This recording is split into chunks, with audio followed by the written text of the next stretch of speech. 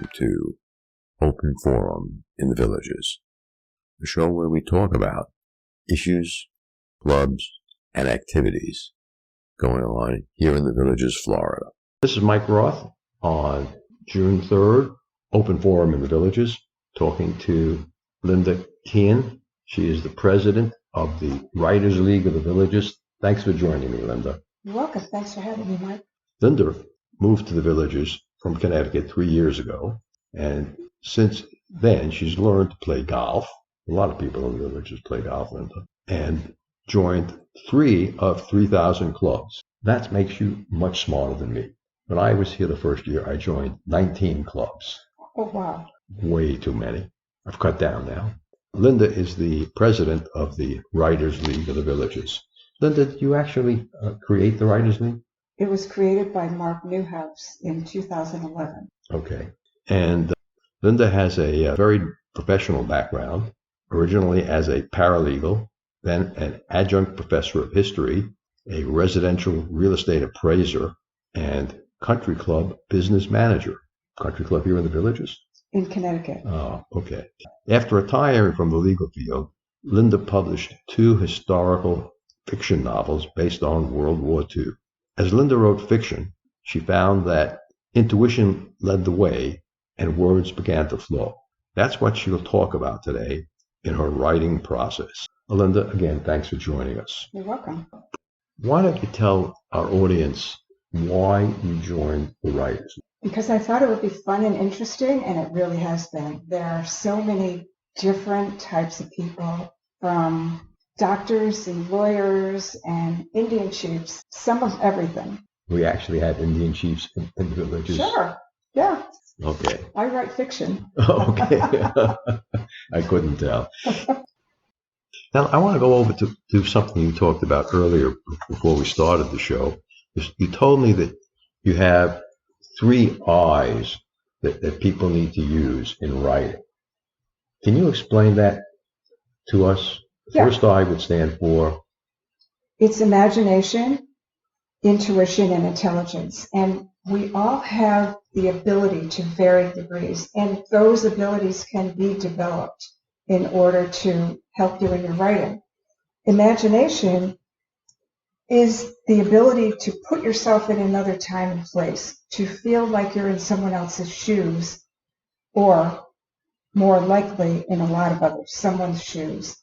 And this ability is sort of like being an actor, and you can imagine what the character would be feeling and thinking, and then you just start writing. That's where intuition comes in. You imagine that you know what the character is going to do next and what they're going to say. Both of my books are really dialogue driven, and I felt like the characters were speaking through me, and I would just keep writing and writing. Can you give our listeners a clearer differential between imagination and intuition?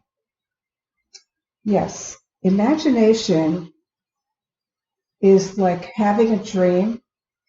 Intuition is like a future dream. Something that might happen that hasn't. Right. And they both seem very, very real. Okay. And the third I?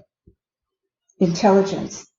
That is more tangible and plausible, if you will. And it's the ability to apply the research skills to your writing. So you plug all of the 3 I's together, intelligence, imagination, and intuition, and you come up with a cohesive product. Mm-hmm. Mm-hmm. So tell us about how many members of Villages Writers League there are. We have 232 members right now, and we're still growing by leaps and bounds. The more talk there is, the more fun things that we have open to all the villagers, the more members we get. How many people actually show up at a weekly meeting? We have a monthly meeting, and we're up to maybe 80 members. 80 members show up? Yep. Good. Before you joined the Writers League, had you written any books? Yes, I had written both historical fiction books, With Love from Poland and The Journal, based on World War II. Okay. How many years ago did you write those? About 10 years ago. Okay, so they've been around for a long time. Right. I didn't read the books, but I understand the book about Poland. There were two main characters. Why don't you tell us how they met? Jan and Helena were teenagers living in 1920 Krakow, Poland.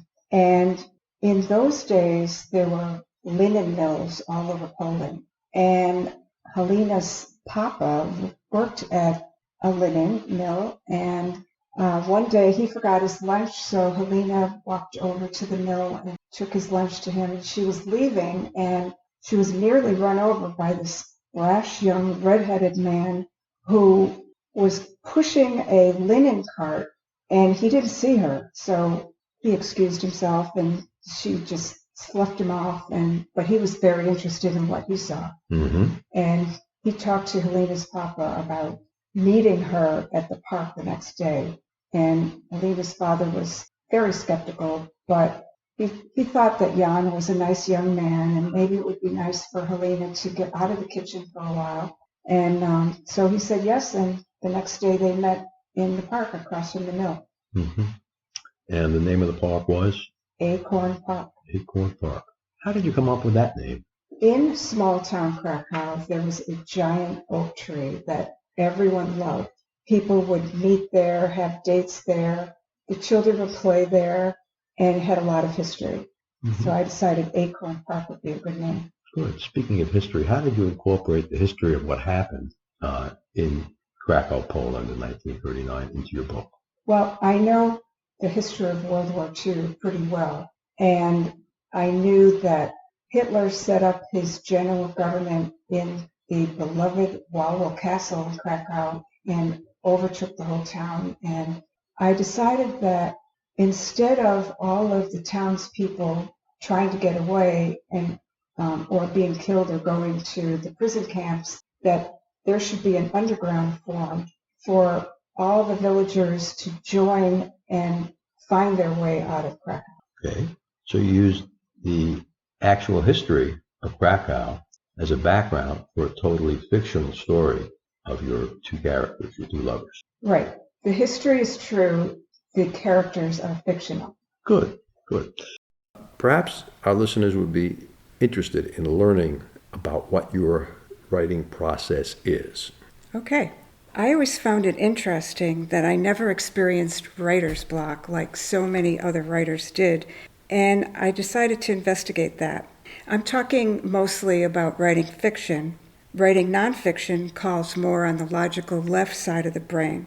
Writing fiction is sort of like free-form writing. I decide to write on a topic, and I start at the beginning of whatever that topic is. For instance, my first book, With Love from Poland, based on World War II, came out of my love of World War II history. My master's degree is in international history. Being that the war began in Poland, I decided to write about Krakow, Poland, where Hitler set up his general government at the beginning of the war. I created two main characters who lived in Krakow in their youth, Jan and Helena, and my story took off from there. What do you say to someone who's got the idea for a book inside their head, but they haven't put a single word on a piece of paper or typed it into a computer yet? Oh, are you talking about yourself, Mike? Could be, you never know. Could be a book about interviewing guests on open forum in the villages. Okay, so, a lot of people tend to procrastinate, and I'm one of them. And before I started writing my first book, I knew I wanted to write, and I thought, well, I don't know where to start. So I picked the topic. I knew it was going to be World War II, and I picked the topic of the Kinder train, where children were saved to get out of Europe during World War II. And as I started researching the Kinder train, all of a sudden I felt this surge of writing, and my intuition clicked right in, and I just opened with the introduction, and then I took off from there. The introduction really was summary of the whole book. Mm-hmm. And I knew from that introduction where the book was going to go. I didn't know exactly, but I knew it had its own trend. How long did it take you to write these 3 months. together? So a month and a half each? No, 3 months each. Oh, 3 months each. Okay, still that's not bad. And then the fun starts, the editing. Or the editing. Oh, yeah. Tell us about that. It's almost impossible to edit your own work because you don't see the errors because you're thinking about what you've already written. You're already part of that. Right. So did you have a third-party editor? No. Yeah. I just kept editing my heart out. It took me 6 months to edit. Okay. So let's see what has happened. The first book you put out how many years ago? 8 or 9 years ago? Yeah. And self-published? Yes. And how many copies have sold? You don't know? I don't know How could that be? because I didn't look. Well, it's self-published on like Amazon? Yes. And both books are on Amazon? Right. Interesting. My daughter wrote a book. Oh, yeah? And she's kept exceptionally good, my oldest daughter. So she was exceptionally good at the statistics, keeping track of how many copies of a book are sold, Uh-huh. and keeping it at or near number one in her category. And that took a long time. Yeah. 2 years later, she's still keeping track. So, Linda, if you could give one hint to an aspiring writer here in the Villages, what would that hint be? If you can speak, you can write. Just do it. Just do it. Speak. Right. That's good.